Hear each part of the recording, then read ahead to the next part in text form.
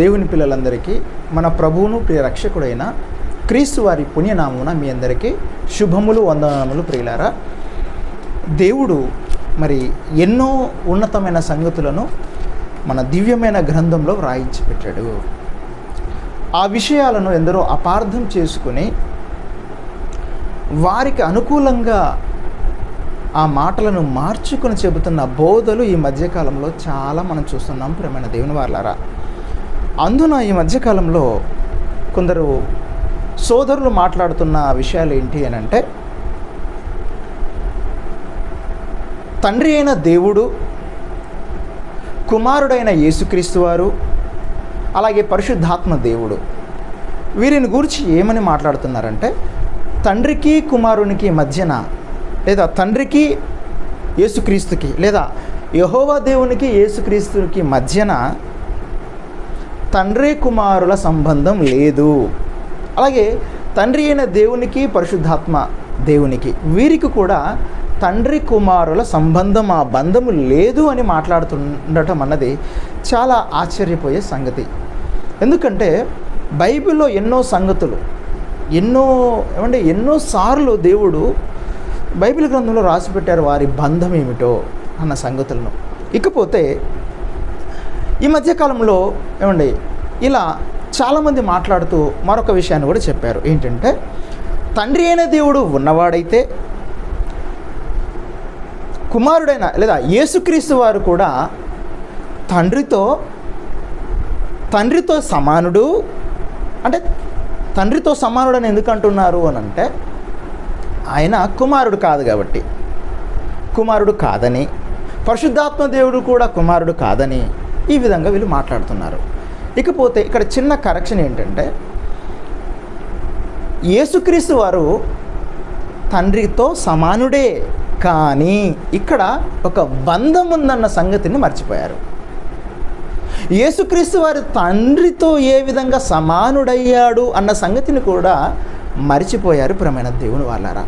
అందు విషయమై చాలామంది బోధకులు అపార్థం చేసుకుని దేవుని యొక్క దివ్యమైన, స్వచ్ఛమైన, పాల కంటే తెల్లనైన మంచి వాక్యాన్ని, సత్యమైన వాక్యాన్ని వీరు ఏం చేశారంటే ప్రియమైన దేవుని వాళ్ళారా, అపార్థం చేసేశారు. ఇప్పుడు మనం చూస్తున్నాం, ఒక సహోదరుడు మాట్లాడుతూ ఆ విధంగానేనండి, అలాగే ఒక సహోదరుడు మాట్లాడుతూ ఏమంటున్నాడంటే, వారు ముగ్గురు కూడా తండ్రి అయిన దేవుడు, యేసుక్రీస్తు వారు, పరిశుద్ధాత్మ, వీరు ముగ్గురు కూడా ఎలా ఉన్నారంటే, ఆయన ఉన్నవాడే, ఈయన ఉన్నవాడే, ఈయన ఉన్నవాడే, వీరికి ఏ విధమైన తండ్రి కుమారుల సంబంధం లేదు అని మాట్లాడుతున్నారు. అలాగే ఆయన నిత్యత్వం గురించి కూడా, యేసుక్రీస్తు వారు నిత్యుడే, కానీ ఆ నిత్యత్వం ఎక్కడి నుంచి వచ్చినది అన్న సంగతిని, ఆ మూలాన్ని మర్చిపోయారు. అందుకే ఈరోజు మన పాఠం ఏంటంటే, క్రీస్తు నిత్యత్వ మూలము అని పెట్టేశామండి. యేసుక్రీస్తు వారికి నిత్యత్వం ఎక్కడి నుంచి వచ్చింది? తండ్రి అయిన దేవుడైతే ఉన్నవాడు అని బైబిల్లో రాయబడి ఉన్నది కదా. యేసుక్రీస్తు వారు ఆయనకు నిత్యత్వం ఎక్కడి నుండి వచ్చినది అన్న విషయాన్ని ఈరోజు మనం మాట్లాడుకోబోతున్నాం. ప్రేమైన దేవుని వాళ్ళారా, ఒకసారి బైబిల్లో వ్రాయబడిన మాటను మనం చూసుకోగలిగితే, సరాసరి డైరెక్ట్ పాయింట్కి వెళ్ళిపోదాం. యోహాను సువార్తలో దేవుడు రాయించిన మాటను మనం చూసుకోగలిగితే, ఒకసారి యోహాను సువార్త 5వ అధ్యాయము, యోహాను సువార్త 5వ అధ్యాయము 26వ వచనాన్ని మనం చూసుకోగలిగితే, యోహాను సువార్త 5వ అధ్యాయం 26వ వచనం నేను చదువుతాను చూడండి. యోహాను సువార్త 5వ అధ్యాయం 26వ వచనంలో దేవుడు రాయించిన మాట, తండ్రి ఎలాగూ తనంతట తానే జీవము గలవాడై ఉన్నాడు అని రాయబడింది. తండ్రి ఏం కలిగి ఉన్నాడట? తనంతట తానే జీవము గలవాడై ఉన్నాడు. మనము ఎక్కడ నిర్గమకాండంలో కూడా ఏమని చదువుకుంటాము? దేవుడు లేదా తండ్రి ఉన్నవాడు అన్న మాట మనం చదువుకుంటాం. తనంతట తానే జీవం గలవాడై ఉన్నాడు. ఓకేనా? మరి యేసుక్రీస్తుకి మూలం అక్కడనే మనం రాయబడిన మాట మనం చూసుకోగలిగితే, అదే అదే అధ్యాయంలోనే, అదే యోహాను సువార్తలోనే మరొక మాటను చదువుతాం చూడండి. ఎన్నో అధ్యాయము? 6వ అధ్యాయము 57వ వచనాన్ని నేను చదువుతున్నాను. 6వ అధ్యాయము 57వ వచనాన్ని మనం చూసుకోగలిగితే ప్రియులారా, అక్కడ రాయబడిన మాట నేను చదువుతాను. ఓకేనా? జీవము గల తండ్రి నన్ను పంపెను, రైట్, గనుక నేను తండ్రి మూలముగా జీవించుచున్నట్టే, తండ్రి మూలముగా జీవించుచున్నట్టే అండి. తండ్రి తనంతట తానే జీవము గలవాడై ఉన్నాడని మనం చదువుకున్నాం. మరి యేసుక్రీస్తు వారు ఏమై ఉన్నారట? తండ్రి మూలముగా జీవించుచున్నట్టే అని రాయబడి ఉంది. అంటే యేసుక్రీస్తు యొక్క జీవానికి మూలం తండ్రి, అంతే కదండి. యేసుక్రీస్తు యొక్క జీవానికి మూలం తండ్రి, ఇక్కడ రాయబడిన మాట అదే అండి. ఇజ్రాయేలీలకు మూల పురుషుడు అంటే దాని అర్థం ఏంటి చెప్పండి? అబ్రహాం గారు, లేదా ఇస్సాక్ గారు, ఆ తర్వాత యాకోబు గారు. ఇజ్రాయేళ్లకు మూల పురుషుడు. ఎందుకంటే ఈ ఇజ్రాయేల్ అందరూ ఎవరి నుంచి వచ్చారంటే వారి నుంచి వచ్చారు. మూల పురుషుడు, పలానా మూల పురుషుడు అంటాం, అంతే కదండి. మోయాబుల మూల పురుషుడు అని ఒకరి గురించి మాట్లాడతాం ఏమండి. ఇలా మిద్యానీయుల మూల పురుషుడు అని ఒక వ్యక్తిని గురించి మాట్లాడతాం. అలాగుననే ఏమండి యేసుక్రీస్తు వారికి మూలం, యేసుక్రీస్తు వారికి జీవానికి మూలం. ఇక్కడ అపార్థం చేసుకోకూడదు, శారీరకంగా కాదు చెప్పిన మాట అది. యేసుక్రీస్తు వారు శరీరాన్ని ధరించుకుని భూమి మీదకి వచ్చాడే, ఆ విషయంలో చెప్పబడిన మాట కాదది. మరలా చదువుతాను చూడండి, ఎన్నో అధ్యాయము అండి, 6వ అధ్యాయం 53వ వచనం. జీవము గల తండ్రి నన్ను పంపెను గనుక నేను తండ్రి మూలముగా జీవించుచున్నట్టే. తండ్రే మూలం. నేను జీవించానంటే తండ్రి మూలము అని చెప్తున్నాడు ఆయన అండి. జీవము, ఒక మనిషి జీవిస్తున్నాడంటే ఏమండి దానికి అర్థం ఏంటి చెప్పండి? ఆత్మయే, యోహాను సువార్త 6వ అధ్యాయం 63వ వచనం, ఆత్మయే జీవింపజేయుచున్నది. ఓకే, ఆత్మయే జీవింపజేయుచున్నప్పుడు ఏమండి ఇక్కడ ఏమని రాయబడి ఉంది? ఇదిగో తండ్రి మూలముగా జీవించుచున్నట్టే. ఏమండి జీవించుచున్నట్టే అని అన్నాడంటే జీవానికి కొంచెం ముందుకెళ్తే జీవించుచున్నట్టు దాని అర్థం ఏంటి ఏమండి? ఆత్మయే అంటే ఈ ఆత్మ, యేసుక్రీస్తు వారి యొక్క ఆత్మ ఎక్కడి నుంచి వచ్చింది, దాని మూలం ఎక్కడిది అని అంటే తండ్రి అని రాయబడి ఉంది. ఇంకా చెప్పాలి అని అంటే ఒక మాట చెప్తాను చూడండి. ఇంకా మీకు చెప్పాలంటే ఒక అతను మాట్లాడుతూ ఏమన్నాడంటే ఏమండి బైబిల్ ఓపెన్ యూనివర్సిటీలో వారు తెలుగు తప్ప హీబ్రూకి వెళ్ళరు, ఇంగ్లీష్కి వెళ్ళరు, గ్రీక్కి వెళ్ళరు అని మాట్లాడాడు ఆయన. మీరు ఒకసారి చూడండి, సింహగర్జన బుక్లో కానివ్వండి, DBTH పుస్తకంలో కానివ్వండి, బైబిల్ అనగానే దాన్ని ఎలా చదవాలనే పుస్తకంలో మీరు ఏం చూస్తారంటే బైబిల్ అనే వర్డ్ ఎక్కడి నుంచి వచ్చింది, అది గ్రీక్ నుంచి ఎక్స్ట్రాక్ట్ చేశారా, ఇది హీబ్రూ నుంచి ఎక్స్ట్రాక్ట్ చేశారా అన్నది మనం అక్కడ చదువుతామండి. అంటే ఒక పదం మనకు అర్థం కానప్పుడు, ఒక పదం మనం దాని మూలాలకు వెళ్ళాలి, ఆ పదం అర్థం కానప్పుడు మనం అక్కడికి వెళ్ళాలని చెప్పేసి ఏనాడు జయశాల్ గారు రాశారు. మన ఆత్మీయ తండ్రి రాసిపెట్టారు ఆయన. పదాలకు అర్థం కోసం మాత్రమో మనం మూలంకి వెళ్ళాలి, వేరే భాషలోకి వెళ్ళాలి. Okay, right. మరి ఎప్పుడు వెళ్ళకూడదు చెప్పనా? ఒక సందర్భం ఉంది అనుకోండి, ఒక సందర్భం ఉంది, ఆ సందర్భాన్ని మొత్తం మనం గ్రీక్లో చదివి అర్థం చేసుకోగలమో మీరు చెప్పండి? తెలుగే మనకు అర్థం కాదు సరిగా, గ్రీకులోను హీబ్రూలోను ఆ సందర్భాలన్నీ చదివి మనం అర్థం చేసుకోవటం సాధ్యమవుతుందా మీరు చెప్పండి? అంటే తెలుగు భాషలోనే తెలుగు మనుషులు ఒకరినొకరు అర్థం చేసుకోలేకుండా అపార్థాలు వస్తున్నాయి మనుషుల మధ్యన. అంటే దాని అర్థం ఏంటి చెప్పండి? ఒకరినొకరు అర్థం చేసుకోకనే. మరి వీరు ఏం చేస్తున్నారో తెలుసండి, హీబ్రూకి వెళ్ళాలి, గ్రీక్కి వెళ్ళాలి అని మాట్లాడుతూ మరలా ఆయన ఒక కౌంటర్ వేసాడండి. బైబిల్ ఓపెన్ యూనివర్సిటీలో ప్రిన్సిపల్స్ కానివ్వండి, ఏమంటే డిప్యూటీ డైరెక్టర్లు కానివ్వండి అని సవాల్ చేసి మాట్లాడాడు ఆయన. వారికి సవాలని ఏదో సందర్భంలోనండి వాక్యాన్ని గురించి మాట్లాడుతూ ఏమండి యేసుక్రీస్తు వారు తండ్రిలో నుంచి రాలేదన్న సందర్భంలో వీళ్ళు ఏమని మాట్లాడుతున్నారంటే సవాల్ చేశారు వాళ్ళు. ఒక విషయం చెప్పనా, నువ్వు మాట్లాడిన ఆ వీడియోలో బ్రదర్ జేమ్స్ మీకే చెప్తాను నేను, మీరు మాట్లాడిన ఆ వీడియోలో కనీసం కూడా నీకు కనీస జ్ఞానం కూడా లేదు వేరే భాషల పట్ల అని నాకు అర్థమవుతుంది. ఒకసారి చూసుకో, దాంట్లో సారీ అనే పదాన్ని నువ్వేం పలికావు తెలుసా? స్వారీ అని పలికావు. ఒకసారి చూసుకో. అంటే కనీసం కూడా నీకు జ్ఞానం లేని నువ్వు పదాలకు అర్థం కనీసం కూడా తెలియదు నీకు. అలాంటి వాడివి ఏమంటే ప్రిన్సిపల్కి మీరు సవాల్ చేస్తున్నారు. ఆ మాట చూసుకోవాలి సోదరా. మరొక మాట చెప్తాను చూడండి. అక్కడ ఇంకొక మాట చెప్పాడండి ఆయన, నాకు నిజంగా అండి చాలా ఆశ్చర్యం వేసింది, చాలా నవ్వు వచ్చేసింది. ఏంటి తెలుసా? సారీ అనే పదం మాట్లాడుతూ మరొక సందర్భాన్ని ఎత్తుకున్నాడు ఆయన. ఎవరికో ఏదో మాట్లాడుతున్నాడట, ఎవరితో ఏదో విషయాన్ని చెబుతున్నాడట. సారీ కాకుండా ఇంకొక మాట చెప్పాడండి, ఆ మాట నాకు గుర్తు రావట్లేదు కానీ డైలమా అని ఏమంటున్నాడు తెలుసా అండి? డైలమా అని చెప్పడానికి ఆయన డైనమో అంటున్నాడు. డైనమాకు తేడా తెలియదు, స్వారీకి తేడా తెలియదు. ఇలాంటి వ్యక్తులు మమ్మల్ని ఏం మాట్లాడుతున్నారు తెలుసా? ప్రిన్సిపల్స్కి సవాలు, వాళ్ళకి ఏం తెలియదు, ఆ భాషకి వెళ్ళరు ఈ భాషకి వెళ్ళరు మాట్లాడుతున్నారు. మీకు ఒక విషయాన్ని చెప్తాను చూడు సోదరా, మీరు ఎలా పడితే ఇలా మాట్లాడారు, కానీ మాకు కొంచెం సంస్కారం ఉంది కనుక సోదరా అనే మాట్లాడుతున్నాం. వాడు వీడు అనే పదజాలను మీరు వాడారు. ఇక ఇదిగో యేసుక్రీస్తు వారు తండ్రిలో నుండి వచ్చారు అని గ్రీకులోకి వెళ్ళి చూపిస్తాను. గ్రీకులోకి వెళ్ళి చూపిస్తాను. నేను గ్రీకులోకి వెళ్ళి చూపిస్తాను. ఇప్పుడు ఒకసారి బైబిల్లో చూడు. అదే యోహాను సువార్త, ఇప్పటి వరకు మీరు చదివిన మాట. యోహాను సువార్త 5వ అధ్యాయము. ఇప్పుడు దాకా మీరు చదివిన మాటని ప్రియమైన దేవుని వాళ్ళారా, ఎన్నో వచనం? 26వ వచనం. తండ్రి ఏలాగు తనంతట తానే జీవము గలవాడయ్యున్నాడో అలాగే కుమారుడును తనంతట తానే జీవము గలవాడయ్యుండుటకు కుమారునికి అధికారం అనుగ్రహించెను. ఏమర్థమైంది మీకు? ఏమండి? తండ్రి ఏలాగు తనంతట తానే జీవము గలవాడయ్యున్నాడో అని అన్నాడు. తండ్రి తనంతట తానే జీవము గలవాడై ఎలాగైతే ఉన్నాడో కుమారుడు కూడా సేమ్ అలాగే జీవము గలవాడై ఉండాలి అని దేవుడు జీవాన్ని అనుగ్రహించాడట. యేసుక్రీస్తు వారికి జీవాన్ని ఇచ్చాడు ఆయన. అంటే తనలోనున్న ఆత్మని తీశాడు ఆయన, తనలోని ఆత్మను. అలాగే ఆ ఆత్మకు, క్రీస్తు అనే ఆ ఆత్మకు ఆయన అధికారం అనుగ్రహించాడని చెబుతున్నాడు ఇక్కడ. తొందరపడొద్దు, ఇంకా ముందుకెళ్దాం, గ్రీకులోకి వెళ్ళిపోదాం తెలుగు అయిపోయిన తర్వాత. మరలా 26వ వచనం.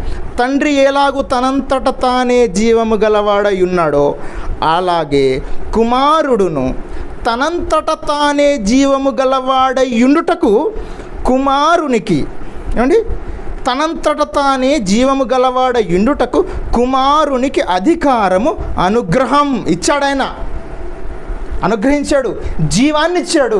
అలాగే ఆ జీవం అంటే ఏంటి చెప్పండి? ఆత్మయే జీవింపజేయుచున్నది, మర్చిపోకూడదు. జీవాన్ని ఇచ్చాడంటే తండ్రి తనలోని ఆత్మనిచ్చాడు. ఆ ఆత్మే యేసుక్రీస్తు వారు.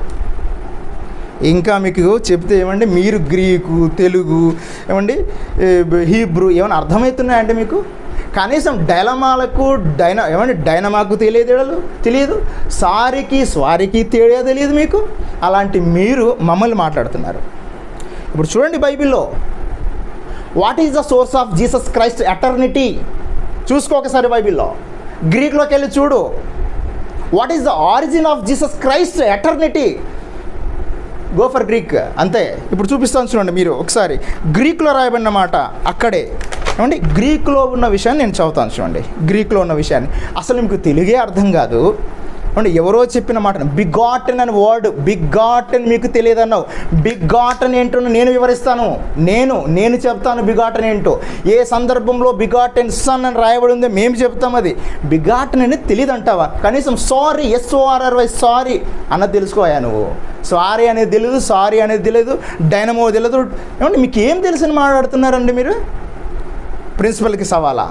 ఒక విషయం చెప్పనా, మరొక మాట మీరు చెప్పారు ఏంటంటే, Bible open university India international, అవండి అయిపోయింది. ఇప్పటివరకు మీవి సాగాయి, ఇప్పటివరకు మీకు ఇప్పటి నుంచి సాగదండి, మీ కథ అయిపోయింది అన్నట్టుగా మాట్లాడారు. ఒక విషయం చెప్పనా, 2006 అంటే ఇప్పటికి సుమారుగా 19 సంవత్సరాలు, 2006 నుంచి చూస్తున్నాను. మీలాంటి వారు 3 సంవత్సరాలకు ఒకసారి, 4 సంవత్సరాలకు ఒకసారి ఏమండి యూనివర్సిటీని ఏదో ఒక మాట అనాలని, ఏదో రకంగా బాధ పెట్టాలని, ఏదో ఒక మాట అనాలని పుట్టుకొస్తూనే ఉన్నారు. కానీ చెప్తున్నాను చూడు, ఇంచు కూడా కదలలేదు యూనివర్సిటీ యొక్క సత్తా, సత్యం. ఎందుకంటే సత్యం మీద ఆధారపడ్డారు వీళ్ళంతా కూడా. యూనివర్సిటీలో ఉన్న వారంతా ఏమండి, డైరెక్టర్ గారు మొదలుకొని కోఆర్డినేటర్ వరకు బైబిల్ మీద ఆధారపడి బ్రతుకుతున్నారు. సత్యం ఏంటో తెలుసుకున్నారు. నువ్వేందయ్యా మాట్లాడేది? అడ్డదిడ్డంగా మాట్లాడుతున్నావు. కొంచెం నోరు జాగ్రత్త. వాడు వీడనే పదజాలం మాట్లాడుతున్నారు. సోదరా జాగ్రత్త. ఏమన్నాడు తెలుసా ఆ సామెతల గ్రంథంలో? జీవము మరణము ఎక్కడ? జీవ మరణములు నాలుక వశము, బోధకులుగా ఉన్నప్పుడు మనం కొంచెం జాగ్రత్తగా మాట్లాడాలి. ఇంకొక విషయం ఏం చెప్పనా, ఇంకొక విషయం చెప్తాను చూడండి. మీరు డిబేట్కి రావాలి, ప్రిన్సిపల్స్ కాదు, వాళ్ళకి పెద్ద తలకాయలు అన్నావు. పెద్ద తలకాయలు కావాలన్నప్పుడు ప్రిన్సిపల్స్ అని ఎందుకు వాడావు నువ్వు, అది చెప్పు నాకు. పెద్ద తలకాయలు కావాలి అన్నప్పుడు ప్రిన్సిపల్ ఎందుకు వాడవయ్యా నువ్వు? ఒక విషయం చెప్పనా, మీరు కానివ్వండి, అలాగే బ్రదర్ వంశీ గారి కానివ్వండి, ఒక్కసారి వస్తే నేను చర్చకు సిద్ధమండి, నేను చర్చకు సిద్ధం.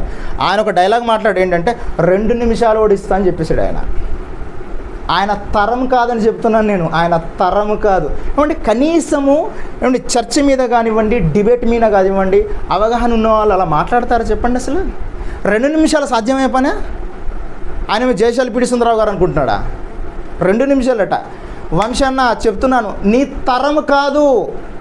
ఇంకో మాట చెప్పనా, ఇంకో మాట, 2 నిమిషాలు ఓడిస్తానని నువ్వంటే అదే సబ్జెక్ట్ మీద DBTH ఫస్ట్ ఇయర్ వాడిని పంపిస్తాను. DBTH ఫస్ట్ ఇయర్, నీ తరం కాదని చెప్తున్నాను కదా.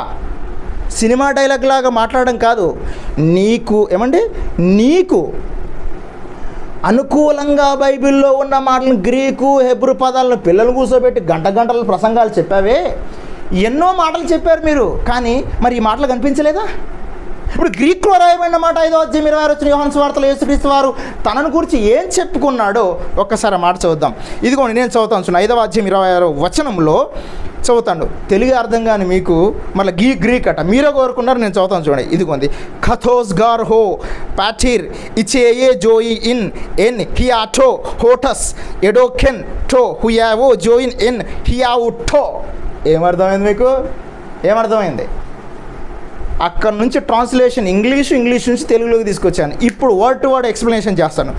వర్డ్ టు వర్డ్ ఎక్స్ప్లెనేషన్ ఇదిగోండి, నేను చదువుతాను చూడండి. ఖథోస్ గర్ అంటే ఎందుకంటే, హో పటీర్ తండ్రి, ఇచ్చాయ్ అంటే కలిగి ఉన్నాడు. దేని కలిగి ఉన్నాడు? జోయన్ జీవమును, ఎన్ హియాటో తనలోనే, తండ్రి తనలోనే జీవమును కలిగి ఉన్నాడు. నెక్స్ట్ హుటోస్ అట్లా లేదా అలాగే. డైరెక్ట్ నేను ఎక్కడి నుంచి మాట్లాడుతున్నా, గ్రీక్ టు తెలుగు. నెక్స్ట్ ఇంకేం రాయబడింది? ఎడోకెన్ అంటే ఇచ్చెను. ఎడోకెంటో అంటే ఇచ్చెను లేదా అనుగ్రహించెను. ఏమిచ్చాడు? టు హుయో, ఎవరికి ఇచ్చారట? కుమారునికి. ఏమిచ్చాడట? జోయన్ ఎన్ హియాటో తనలోని జీవమునిచ్చాడు. ఇది మీరు ఇవ్వడం కాదు, ఇంటర్ప్రిటేషన్. ఇదిగో గ్రీక్ నుంచి తెలుగులోకున్న ఇంటర్ప్రిటేషన్. మీరు చెప్పారు గ్రీక్లోకి వెళ్ళమని చెప్పారు, చూసారా? ఇదిగో చదవండి. ఈ మాటలు కనిపించలేదా అన్నయ్య గారు, వంశీ గారు? 2 నిమిషాలట. నీ తరం కాదు, మరలా చెప్తాను, నీ తరం కాదు. ఆయన అంటున్నాడు జేమ్స్, BOUY మొత్తం ఇప్పటి నుంచి షేక్ చేసేస్తాం, మూసేస్తాం, ఏదో చంపేస్తాం, పళ్ళు కొరుకుతున్నాడు ఆయన. ఏం పేరు ఆయన పేరు? James brother. ఒక మాట చెప్పనా, ఇంచు కదపలేవు. ఇదిగో వెంట్రుక BOUY, వెంట్రుక కూడా కదపటం నీ తరం కాదు, గుర్తుపెట్టుకో. ఇది ఎక్కడ మీకు అర్థం కాలేదా? ఇది బైబిల్లో లేదా? మీరు చూసినా కనిపిస్తుంది. మరలా చెప్తున్నా, చివరి మాట. ఇదిగో జోయన్ ఎన్ హియాటో తనలోని జీవమును ఎవరికి ఇచ్చాడట?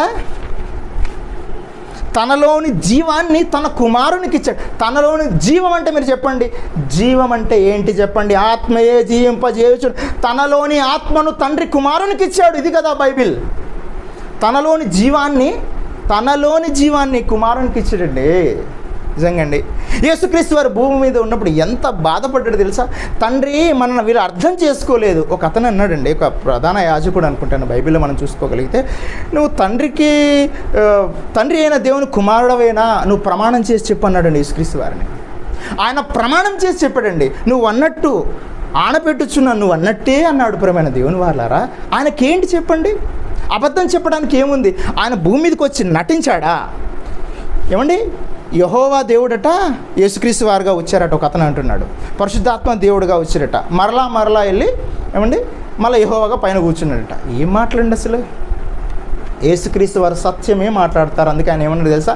నేనే మార్గమును, నేనే సత్యమును, నేనే జీవమును అని చెప్పాడు ఆయన. సత్యమైన యేసుక్రీస్తు వారు అబద్ధం ఎందుకు చెప్తారండి? నటించడానికి వచ్చాడు ఆయన. సంకల్పంలో నాటకాలు కూడా ఉంటాయండి. సంకల్పం నటించడం ఉంటుందా? ప్రియమైన దేవుని వారలారా, చాలా సత్యాన్ని అపార్థం చేసుకుంటున్నారు సోదరా. చూసుకొని మాట్లాడండి.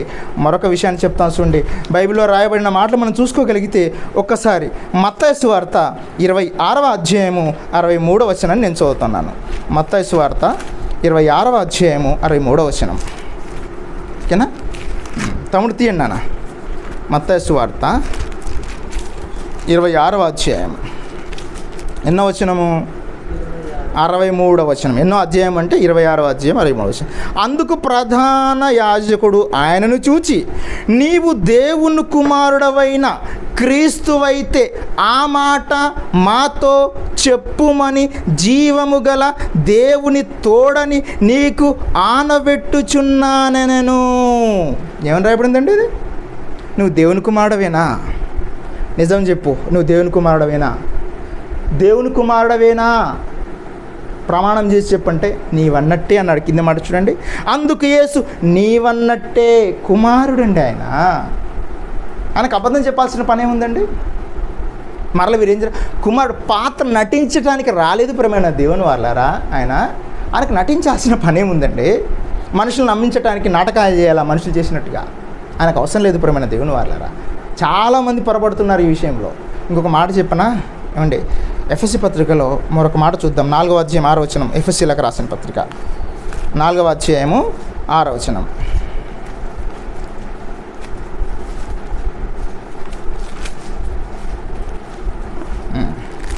తీసారా? రైట్. ఏమనుంటుంది అక్కడ? ఇదిగోండి, అందరికీ తండ్రి అయిన దేవుడు. ఎన్నో అధ్యాయం? 4వ అధ్యాయము 5-6 వచనం. అందరికీ తండ్రి అయిన దేవుడు ఒకడే, ఆయన అందరికీ పైగా ఉన్నవాడై అందరిలోనూ వ్యాపించి అందరిలో ఉన్నాడు అని రాయబడిందండి. ఏముందండి? ఇదిగో, అందరికీ తండ్రి అయిన దేవుడు ఒక్కడే. మనకు తండ్రి అండి ఆయన. దేవుడు యెహోవా దేవుడు మనకు తండ్రి అయిన, అందరికీ తండ్రి అయిన దేవుడు ఒక్కడే. తండ్రి అయిన దేవుడు ఒక్కడే. మరి యేసుక్రీస్తు వారు దేవుడు కాదా అంటే ఆయన కూడా దేవుడే, కుమారుడైన దేవుడు. ఆ తర్వాత పరిశుద్ధాత్మ దేవుడు కాదా? ఆయన కూడా దేవుడే, ఆయన కూడా కుమారుడే తండ్రి అయిన దేవునికి.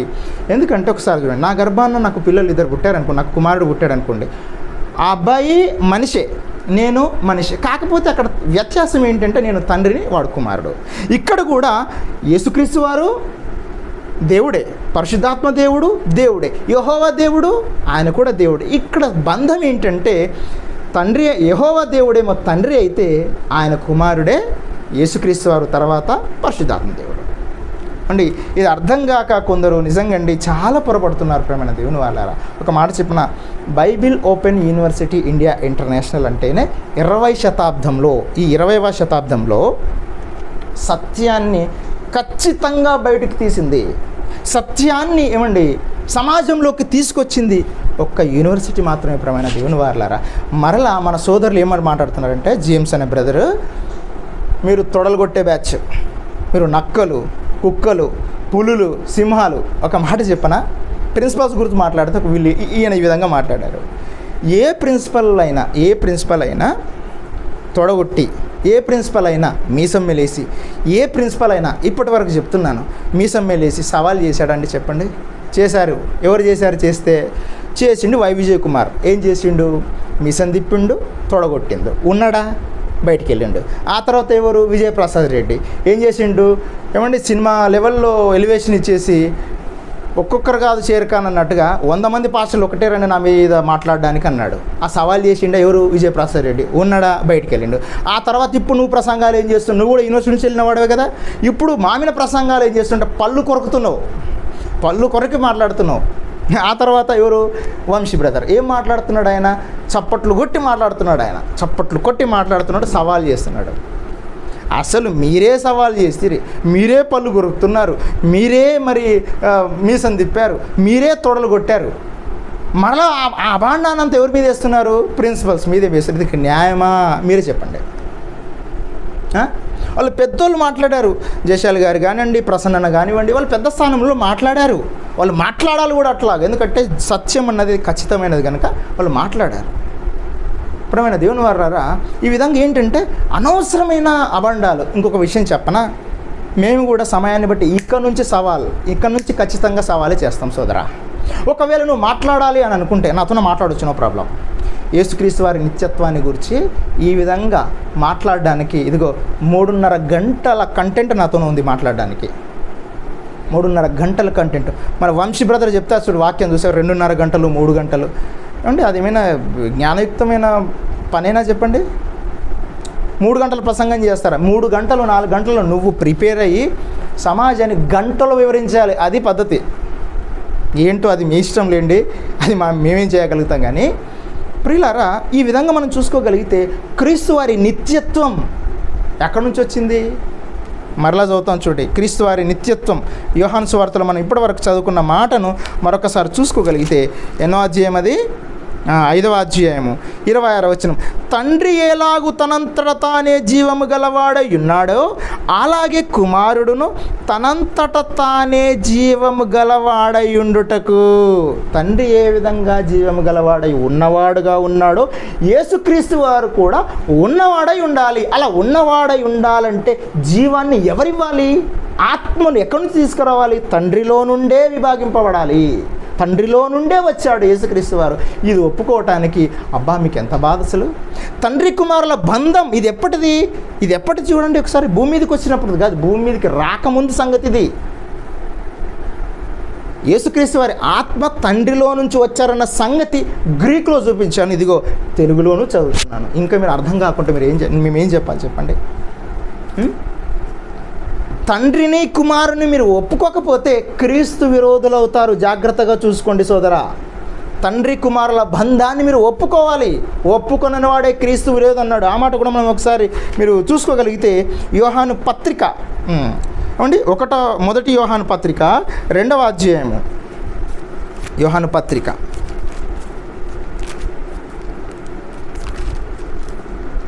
2వ అధ్యాయము 22వ వచనం. యేసు క్రీస్తు కాడని చెప్పువాడు తప్ప ఎవడబద్ధికుడు? తండ్రిని కుమారుని ఒప్పుకొనని వీడే క్రీస్తు విరోధి. తండ్రి కుమారుని మీరు ఒప్పుకోరుగా. ఆయన తండ్రిని కుమారుడు అంటే క్రీస్తు విరోధులుగా మారిపోతున్నారు. జాగ్రత్త సోదరా. ప్రిన్సిపల్స్ మీద ఎందుకండి అంత కోపం? ఎందుకండి? మిమ్మల్ని ఏమన్నాం చెప్పండి జేమ్స్ గారు? ఏమన్నా ఒక మాట అన్నామా? ఒక మాట చెప్పనా? ప్రిన్సిపల్స్ ఎంత మంచి వాళ్ళో ఒక మాట చెప్తాను చూడండి. మీరు యూనివర్సిటీ నుంచి వెళ్ళి కూడా సుమారుగా 2015 నుంచి లెక్క గడితే ఇప్పటికీ 11 సంవత్సరాలు 10 సంవత్సరాలు అయిపోయింది. 5 సంవత్సరాల క్రితం అంటే మీరు యూనివర్సిటీ నుంచి బయటికి వెళ్ళిన తర్వాత వంశీ బ్రదర్వి మీటింగ్స్ జరిగినప్పుడు కానివ్వండి, ఆ సునీల్ బ్రదర్వి పెద్ద సునీల్ అని ఉన్నారు కదా, ఆయనది మీటింగ్స్ జరిగినప్పుడు కానీ ప్రిన్సిపల్ స్థాయిలో ఉన్న మేము వెళ్ళి వారి యొక్క మీటింగ్ పోస్టర్స్ ఉన్నాయి చూసారా, రాత్రి వెళ్ళి అతికించాం సోదరా. సాక్షులు ఉన్నారు. ఆ మీటింగ్ పెట్టిన కన్వీనర్స్ ఉన్నారు, వారి పిల్లలు ఉన్నారు. మేము పెట్టాం. మా మీద ఎందుకు మీరు ఎగిరిపడుతున్నారు, ఏడుస్తున్నారు? అంత మంచితనం ఉంటుంది ప్రిన్సిపల్స్ అంటే. మొన్న వైవిజయ్ కుమార్ బ్రదర్ ఎక్కడనో మీటింగ్ జరిగితే, పాస్టర్స్ మీటింగ్కు, అక్కడ అన్నయ్య ఒక ప్రిన్సిపల్ వచ్చారు అక్కడికి. ఎందుకు?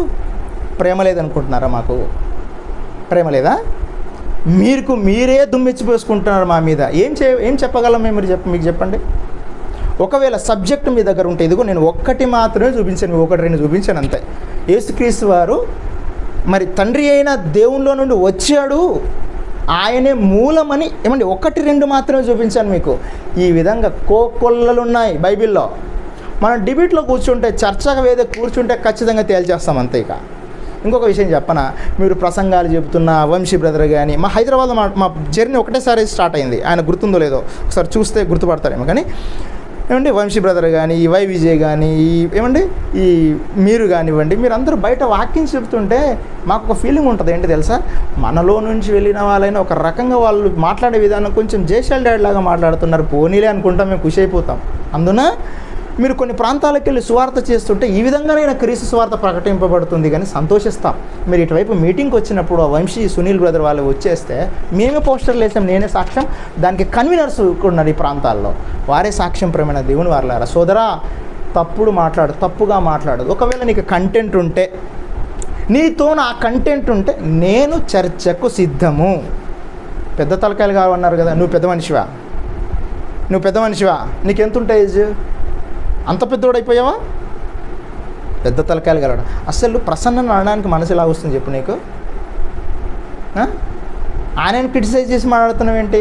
సరే, నీ ఇష్టం, నీ నోరు. కానీ ఒకటి గుర్తుపెట్టుకోండి, మీతోన సబ్జెక్ట్ ఉంటే మాట్లాడడానికి మేము సిద్ధము, ఇంకా చెప్పాలంటే మీరు ఒక మాట అన్నారు సోదరా, ఇక నుంచి మేము కొత్త కెమెరా కొట్టుకున్న వీడియోలు పెడుతూనే ఉంటామని చెప్పావు. మేము ఊరుకుంటామా చెప్పు? మేము ఊరుకుంటామా? మా కెమెరాలు లేవేంటి? నువ్వు వీడియో పెట్టినన్ని రోజులు మేము వీడియోలు పెడుతూనే ఉంటాం. నువ్వు అబద్ధాన్ని చెప్పే నీకే అంత ధైర్యం, అంత కాన్ఫిడెన్స్గా చెప్తుంటే సత్యం చెప్పే మాకెంత ఉంటుందో ఒక్కసారి ఆలోచించు. మరలా యూనివర్సిటీని తీసేస్తాం, లేదా యూనివర్సిటీని ఇప్పటి నుంచి సాగవు అని అంటే ఒక్క మాట మరలా చెప్తున్నా చూడు, వెంట్రుక కూడా కదల్చలేవు నువ్వు. నీ తరం కాదు అది. 1 ఇంచు కూడా కదల్పలేవు. నీలాంటి వారు ఈ 19 సంవత్సరాల్లో 6 వచ్చిపోయారు. అరిచి ఎక్కడున్నారో తెలియదు. వాళ్ళు అడ్రస్ లేకుండా వెళ్ళిపోయారు.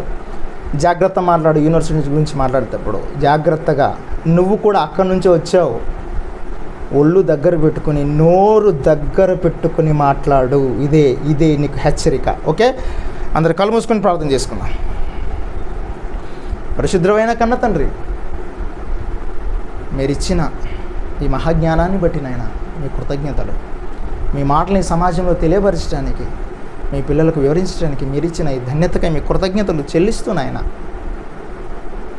తండ్రి, మీ సేవలో కష్టపడుతున్న ప్రతి వారిని ఈ విధంగా మీరు పరసంబంధమైన దేవుని చేత ఆశీర్వదిస్తారని తండ్రి, మా సోదరులకు కూడా మంచి జ్ఞానాన్ని అర్థం చేసుకునే విధానాన్ని మీరు అనుగ్రహిస్తారని నమ్ముతూ తండ్రి ప్రార్థన క్రీస్తు వారి పుణ్యనామం అడిగి వేడుకుంటున్నాం మా కన్నా తండ్రి.